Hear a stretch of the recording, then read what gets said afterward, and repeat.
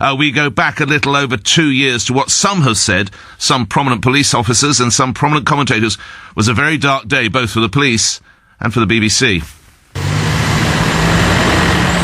A small convoy of unmarked police cars arrived quietly this morning at this gated complex of apartments near Sunningdale.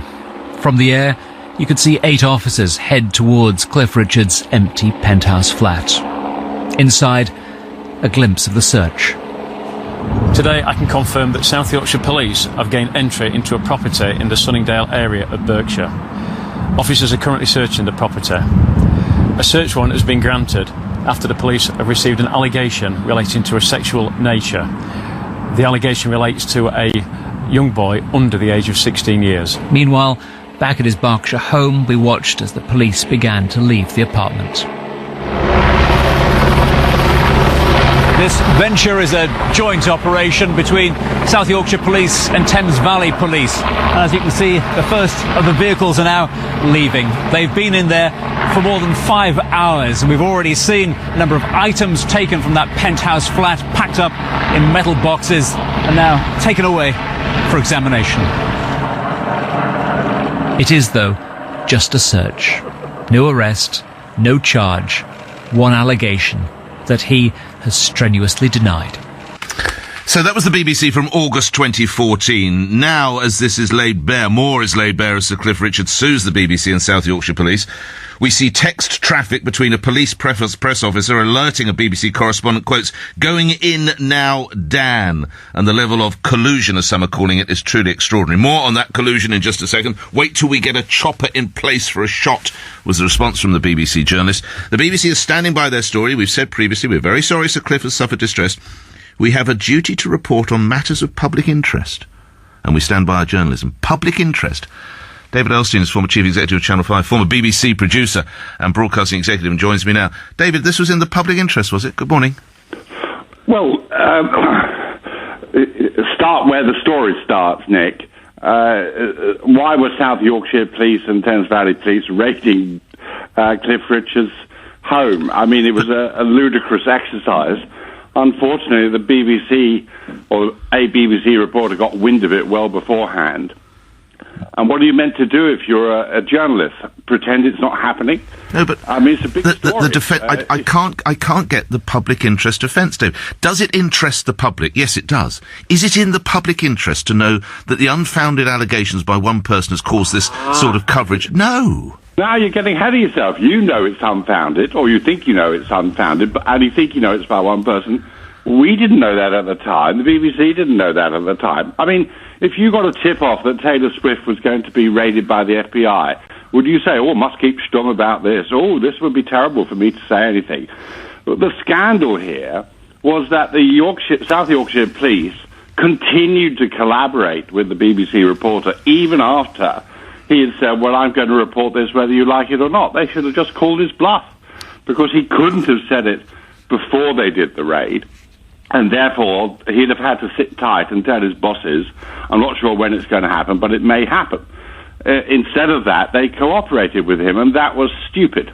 But lastly, just, David, if you allow that public interest is speaking truth to power, if you will, or exposing wrongdoing or hypocrisy, I still don't get why the BBC says this was in the public interest. Because it must be in the public interest to know that... I mean, South Yorkshire Police put out a press release, for God's sake, that one of our leading entertainers is having his home raided by 2 police forces, and they're going to go in there for 5 hours, stupidly, looking for evidence of some historic sexual assault. How can that not be in the public interest to report?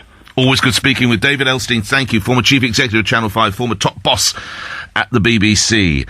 12 after 8. Listening, Martin Campbell, media advisor with media objectives, former chief advisor to Ofcom, so very important in this context. Martin, same question to you. We know it interests the public. Is it in the public interest? Good morning. Good morning, Nick. Absolutely not. I mean, David Elstein is sounding a bit desperate there. Of course it's not in the public interest. The whole thing is completely ridiculous. The police and the BBC have flouted the laws of the land, the contempt laws of the land. I mean, I've written articles saying how Cliff Richard would be right to sue the pants off everyone in sight, and I think he is. Some commentators say it was a very, very dark day for the BBC. Is that overloading it a little, Martin? Well, I think it's a bit of a dark day for the press, Nick. I mean, okay, you're as old as I am. Do you remember how many years ago David Mellor said the press were drinking in the Last Chance Saloon? Oh, yes, I do. Yeah. God, decades. 27 years ago. Is it 20? I knew it was decades. Okay, right, go on. Years ago. Now, and what has happened over the years, and again, you can back me up on this, journalists learn contempt of court. They learn the laws of libel. They learn these laws and they have to abide by them. Over the years, Sunday newspapers and subsequently television have been able to make up their own laws, and the DPP and the police have got a little bit starry-eyed. And the big guys have made up their own laws. Small newspapers, weekly newspapers, regional daily papers are always squeaky clean when it comes to covering anything to do with the judiciary and courts and so on, because they'll be sued. The big guys have got away with it for years and years and years. And this is just the sort of tip of that, because what the police told the BBC was ridiculous. They shouldn't have done it. You cannot possibly have a fair trial if people have seen helicopters and people breaking in doors and this sort of nonsense. It is a complete contempt of court. There's no doubt about it at all. And I hope Cliff gets his day in court, and I hope he wins. Strong words from Martin Campbell, media advisor with Media Objectives and former chief advisor to Ofcom. His day in court could be worth £1.5 million. Well, let's say that the BBC pay half of that if he's suing South Yorks and BBC. So there we go. That's £750,000 of our taxpayer licence money going, quite rightly, by the way, to Sir Cliff Richard. I've said before, and I'll say it again, this was a shameful day for the BBC. Based on a spurious allegation that they hadn't fully investigated. South Yorkshire Police, try Rotherham, try Hillsborough, try Orgreave, Cliff Richard. What a shower they must be up there. And for the BBC, the messages that went between the two. Going in now, Dan. Yes, we've managed to gain entry. Leslie Card, a South Yorkshire Police press officer. Give me a shout before they take anything out so we can get the copper in place. Get the chopper. Get the chopper in place for a shot. Cheers. Take it he's not home? ? That's Dan Johnson from the BBC. It is truly, truly shocking. We'll take your views on that.